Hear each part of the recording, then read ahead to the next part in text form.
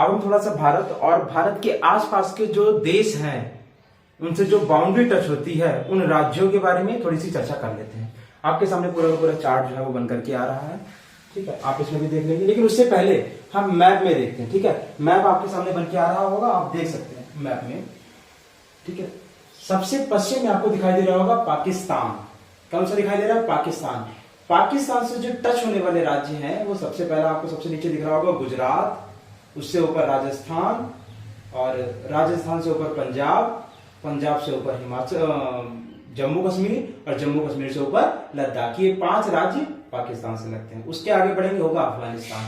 अफगानिस्तान से सिर्फ और सिर्फ एक राज्य यानी कि यूनियन टेरिटरी टच होता है और वो है लद्दाख। और लद्दाख का भी पीओके वाला भाग जो है वो अफगानिस्तान से टच होता है। हालांकि पाकिस्तान ये कहता है कि ये वाला कश्मीर तो हमारा है, और वो आईयूके जो हमारे पास कश्मीर है उसको आईयूके बोलता है, इंडिया ऑक्युपाइड कश्मीर बोलता है। इसलिए कुछ लोग ये मानते हैं कि भारत और अफगानिस्तान के बीच में कोई भी बाउंड्री टच नहीं करती, लेकिन हम ये नहीं मानते। हम मानते हैं कि टच करती है, वो पीओके से टच करती है, ठीक है। उसके आगे जो देश है वो है चाइना। चाइना से कौन कौन से लगते हैं? देखिए, चाइना से भी 5 राज्य लगते हैं। सबसे ऊपर लद्दाख लग रहा है, उसके नीचे हिमाचल प्रदेश है, फिर उत्तराखंड है। उत्तराखंड से आगे बढ़ेंगे तो हमको दिखाई देगा सिक्किम है, सिक्किम से आगे बढ़ेंगे अरुणाचल प्रदेश। से ये 5 राज्य होंगे। कौन कौन से? लद्दाख, हिमाचल प्रदेश, उत्तराखंड, सिक्किम और अरुणाचल प्रदेश, ठीक है। जब हमने चाइना के नीचे देखा तो हमको दिखाई दिया नेपाल। नेपाल से कौन कौन से टच होते हैं? देखिए, उत्तराखंड है, उत्तर प्रदेश है, बिहार है, पश्चिम बंगाल है और सिक्किम है। पश्चिम बंगाल भी आपको दिख रहा होगा, सिक्किम है, सिक्किम के जस्ट नीचे थोड़ा सा पार्ट जो है वो पश्चिम बंगाल का। पश्चिम बंगाल के ऊपर ही सिक्किम जो है वो टंगा हुआ है, सिक्किम है। एक तरफ नेपाल है, दूसरी तरफ भूटान है, उसके नीचे पश्चिम बंगाल है, ठीक है। उसके ऊपर ये सिक्किम लटका हुआ है। तो ये राज्य हो गए नेपाल से टच करने वाले। कौन कौन से? उत्तराखंड हो गया है, उत्तर प्रदेश हो गया है, बिहार हो गया है, सिक्किम हो गया और पश्चिम बंगाल हो गया। ये 5 राज्य हो गए। अब भूटान की बात करें तो भूटान से भी 4 राज्य टच करते हैं। कौन कौन से? देखिए, सिक्किम है, सिक्किम के जस्ट नीचे आपको दिख रहा होगा पश्चिम बंगाल। पश्चिम बंगाल से जब भूटान के नीचे आएंगे तो आपको दिख जाएगा असम, और उस तरफ अरुणाचल प्रदेश। ये 4 राज्य लगते हैं भूटान से। कौन कौन से? सिक्किम, पश्चिम बंगाल, असम और अरुणाचल प्रदेश। अब बात करते हैं म्यांमार की। तो म्यांमार से कौन कौन से राज्य टच करते हैं? जो भी पूर्व की तरफ राज्य है वो सबके सब लगभग म्यांमार से टच करते हैं।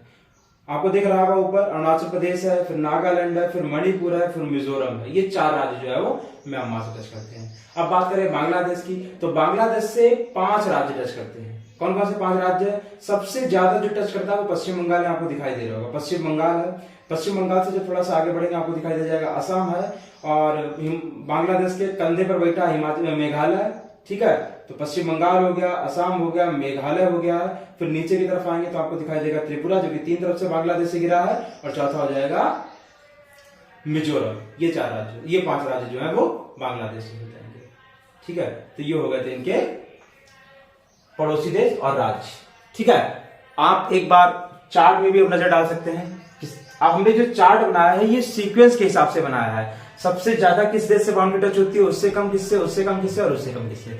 तो सबसे ज्यादा जो बाउंड्री टच होती है वो बांग्लादेश से होती है, उससे कम चाइना से, फिर पाकिस्तान से, फिर नेपाल से, फिर म्यांमार से, फिर भूटान से और फिर अफगानिस्तान से।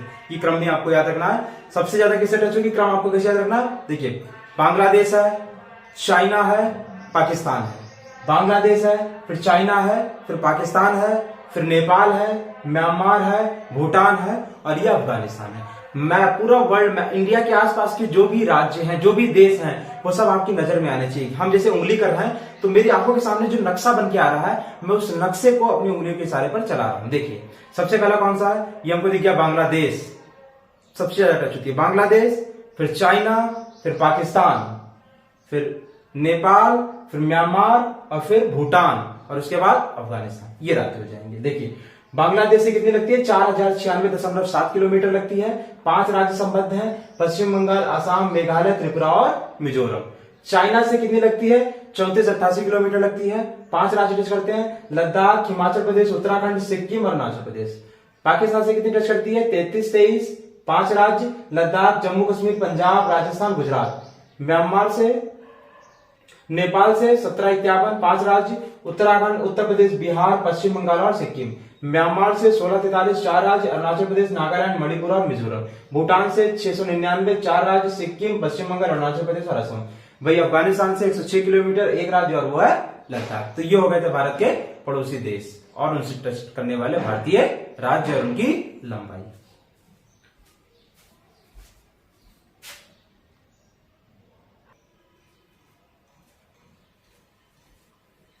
अब हम कुछ चैनलों की बात कर लेते हैं कि ये जो चैनल होते हैं ये कुछ नहीं सिर्फ अक्षांश रेखाएं होती हैं। जो अक्षांश रेखाएं जो ग्लोब पर कटी हुई हैं, उन अक्षांश रेखाओं के माध्यम से अगर कोई दो विशेष द्वीप एक दूसरे से अलग होते हैं तो उसी को हम लोग चैनल कह देते हैं। ठीक है, तो कुछ चैनल है जिनके बारे में हम चर्चा करेंगे। आपके सामने मैप आ रहा होगा लक्षद्वीप का, आप देख सकते हैं लक्षद्वीप है और लक्षद्वीप के जस्ट नीचे आपको दिख रहा होगा मालदीव। मालदीव से जस्ट ऊपर एक छोटा सा बिंदु दिख रहा होगा जिसको कहते हैं मिनिकाय। ये मिनिकाय जो है वो भारत का ही है और लक्षद्वीप का ही एक भाग है। ठीक है, आपने देखा है कि मालदीव है और मिनिकाय है, तो मालदीव और मिनिकाय के बीच से जो एक रेखा निकल के गई है इसको हम लोग बोलते हैं 8 डिग्री चैनल। ये 8 डिग्री जो अक्षांश रेखा है वो यहां से होती हुई गुजरती है, इसीलिए इसको हम लोग 8 डिग्री चैनल कहते हैं। क्या कहते हैं? 8 डिग्री। 8 डिग्री उत्तरी अक्षांश रेखा है, ठीक है, तो 8 डिग्री उत्तरी अक्षांश रेखा निकल करके जा रही है, इसलिए बोलेंगे उसको हम 8 डिग्री चैनल। तो मालदीव और मिनिकाय के बीच में कौन सा चैनल है? 8 डिग्री चैनल है। मिनिकाय से थोड़ा सा ऊपर बढ़ेंगे तो आपको दिखाई देगा लक्षद्वीप। तो मिनिकाय और लक्षद्वीप के बीच से जो चैनल निकल के जाता है वो हमारा 9 डिग्री चैनल। ठीक है, जब हम इससे थोड़ा सा और ऊपर बढ़ेंगे, अब आप दूसरा मैप देखिए, आपको ये वाला मैप दिख रहा है, अंडमान निकोबार का मैप आपके सामने, आप इसमें देखिए, आपको ये मैप दिख रहा होगा कि अंडमान कहां पर है और निकोबार कहां पर है। तो अंडमान और निकोबार, अंडमान का जो सबसे नीचे वाला भाग है जिसको बोलते हैं लघु अंडमान, और निकोबार का जो सबसे ऊपर वाला भाग है जिसको बोलते हैं कार निकोबार। इस लघु अंडमान और इस कार निकोबार के बीच से जो चैनल निकल कर जाता है वो है हमारा 10 डिग्री चैनल। कौन सा है? 10 डिग्री चैनल है। ठीक है, फिर हम एक चैनल और भी जिसको लोग बोलते हैं ग्रेट चैनल। ये ग्रेट चैनल क्या है? एक्चुअली ये ग्रेट चैनल कुछ नहीं है, जो 6 डिग्री अक्षांश उत्तरी अक्षांश रेखा है जो कि ग्रेट निकोबार और इंडोनेशिया के बीच से होकर के गुजरती है, उसी को ही हम लोग ग्रेट चैनल कह देते हैं। इसीलिए कभी कभी आपको यहाँ पर 6 डिग्री चैनल भी लिखा मिल जाएगा, और ग्रेट निकोबार की जगह आपको यहाँ पर इंदिरा पॉइंट भी मिल सकता है। क्यों इंदिरा पॉइंट मिल सकता है? क्योंकि ये भारत का सबसे निम्नतम बिंदु है जो कि ग्रेट निकोबार में पाया जाता है। और वहीं अगर इंडोनेशिया की बात करें तो इंडोनेशिया की जगह आपको सुमात्रा द्वीप भी मिल सकता है। तो अगर पूछा जाए कि 6 डिग्री चैनल किनके बीच में पाया जाता है, तो इंदिरा पॉइंट और सुमात्रा द्वीप के बीच में हो जाएगा ग्रेट चैनल, ग्रेट निकोबार और इंडोनेशिया के बीच में। वही हम लोग बात करें पाक जल संधि, तो पाक जल संधि जो है वो भारत और श्रीलंका के बीच में है। आप देखते हैं कि भारत और श्रीलंका के बीच में एक छोटा सा ब्रिज है जिसको हम लोग राम सेतु कहते हैं। क्या कहते हैं? राम सेतु। ये पम्बन द्वीप पर है जिसके ऊपर रामेश्वरम स्थित है। आदम ब्रिज जिसको बोलते हैं, आदम ब्रिज है जिसके ऊपर रामेश्वरम स्थित है। रामेश्वरम जो है वो इसी के ऊपर स्थित है। इसके आप उत्तर की ओर देखेंगे तो आपको पाक जल संधि दिखाई देगी, और इसके दक्षिण की ओर अगर आप देखेंगे तो आपको मन्नार की खाड़ी जो है वो दिखाई देगी। अब हम बात करते हैं कोको जल संधि की। तो कोको जल संधि जो है वो कोको द्वीप जो कि म्यांमार का है और अंडमान के बीच में पाया जाता है, अंडमान। ठीक है, ये कोको द्वीप पहले भारत का ही था। जो नेहरू जी थे इन्होंने म्यांमार को ये कोको द्वीप गिफ्ट कर दिया है, और वही म्यांमार हमारे साथ गद्दारी कर रहा है, और ये कोको द्वीप जो है वो चाइना को लीज पे दे रहा है। चाइना इसको अपना सेंटर बनाएगा और यहां से भारत के पूर्वोत्तर इलाके पे बहुत अच्छे से वो नजर रख सकता है। ठीक है, तो इस तरीके से आप चार्ट को भी देख सकते हैं। 8 डिग्री चैनल मालदीव और मिनिकाय के बीच में है, 9 डिग्री चैनल मिनिकाय और लक्षद्वीप के बीच में है, 10 डिग्री चैनल लघु अंडमान और कार निकोबार के बीच में है, ग्रेट चैनल ग्रेट निकोबार और इंडोनेशिया के बीच में है, पाक जल संधि तमिलनाडु और श्रीलंका के बीच में है, कोको जल संधि कोको द्वीप और अंडमान के बीच में।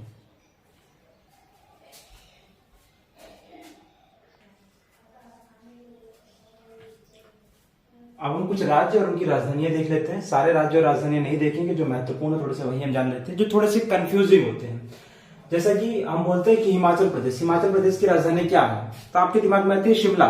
ठीक है, मानते हैं हम तुम्हारी बस, शिमला जो है हिमाचल प्रदेश की राजधानी है, लेकिन शिमला इसकी फुल टाइम कैपिटल नहीं है, वो सिर्फ ग्रीष्मकालीन है। कौन सी है? ग्रीष्मकालीन है। तो ग्रीष्मकालीन कैपिटल शिमला है, और शीतकालीन की बात करेंगे यानी कि सर्दियों के समय में जो कैपिटल होगी वो धर्मशाला होगी, क्योंकि सर्दियों के समय में शिमले में भैया बहुत ठंड हो जाती है, इसलिए कैपिटल जो है वो धर्मशाला शिफ्ट हो जाती है।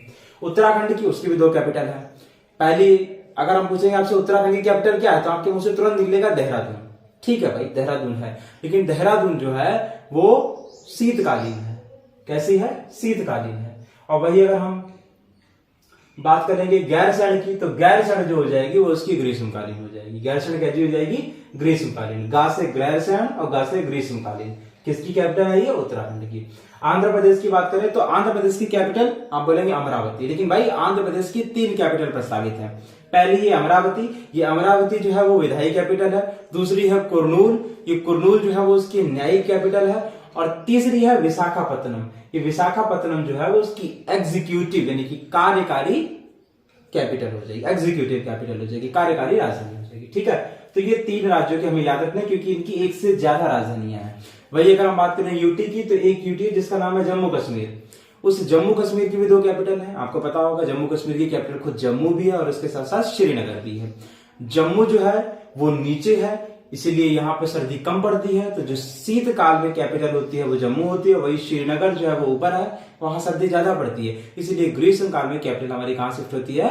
श्रीनगर में शिफ्ट होती है। तो ये हो गई है कुछ कंफ्यूजिंग कैपिटल। उसके साथ साथ कुछ और भी कैपिटल है जो शायद आपको ना पता हो। जैसे अगर हम पूर्वोत्तर राज्यों की कैपिटल आपसे पूछें, ठीक है, पूछते हैं हम आपसे, बताइए अरुणाचल प्रदेश की कैपिटल क्या है? क्या हो जाएगी कैपिटल? ईटानगर हो जाएगी। असम की कैपिटल क्या हो जाएगी? दिसपुर हो जाएगी। ठीक है, नागालैंड की कैपिटल क्या हो जाएगी? कोहिमा हो जाएगी। ठीक है, तो इस तरह से कुछ कैपिटल्स हैं जो हमको देखनी है।